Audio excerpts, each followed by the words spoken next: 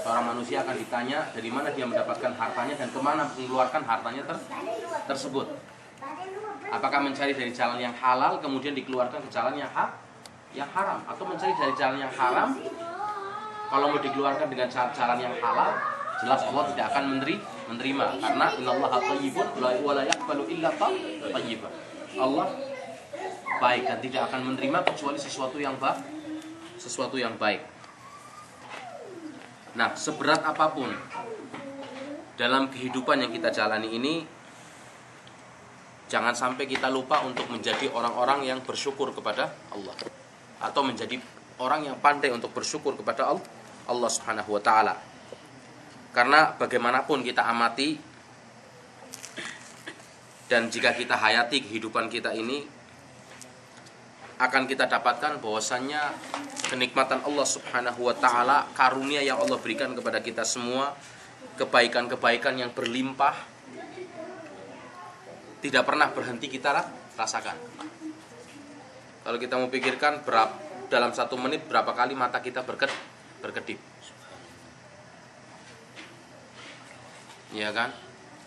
Dalam 1 hari penuh, ya kan, anggota tubuh kita atau bukan, bahkan dalam 1 hitungan sekon berapa kali tubuh kita ini melakukan aktivitas. Dan Allah masih berikan kepada kita kekuatan, kemampuan, ya kan, untuk dijadikan sebagai sarana kita lebih bersyukur dan mengingat Allah Subhanahu wa taala.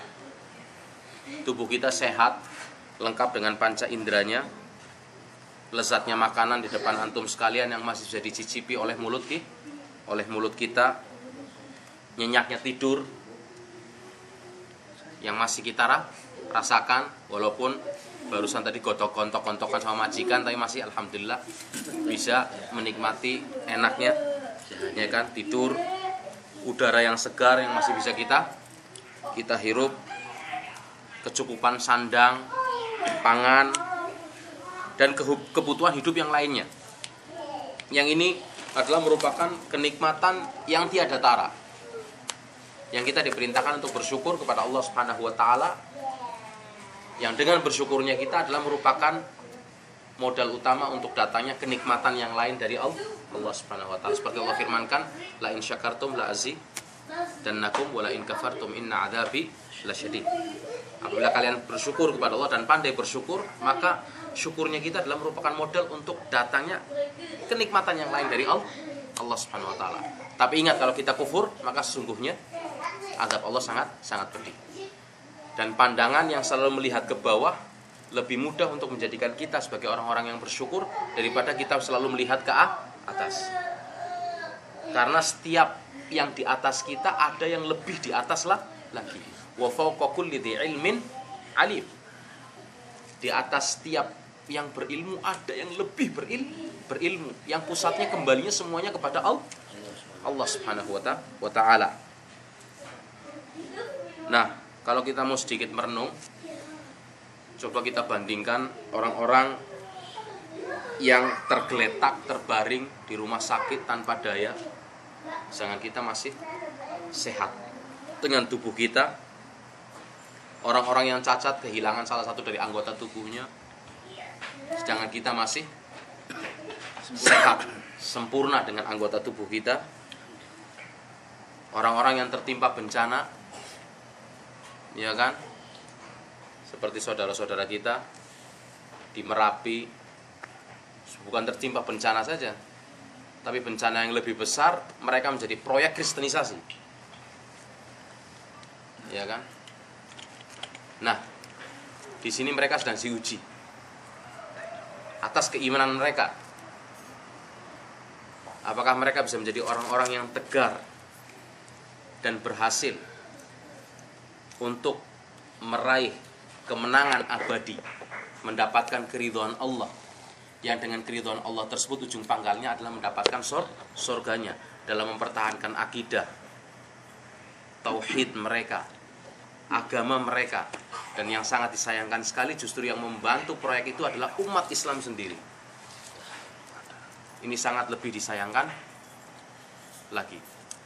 Antum bisa buka kalau yang ada internet di eramuslim.com, buka pemurtatan di Merapi.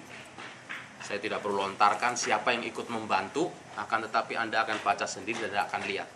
Ternyata justru salah satu dari ormas Islam terbesar di Indonesia yang membantu proyek kristenisasi tersebut.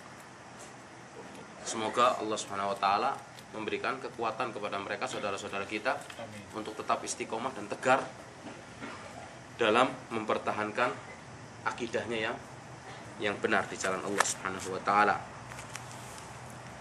Mungkin kita bisa merenung bagaimana negara yang sedang berkecamuk perang, sedangkan kita masih bisa tidur enak.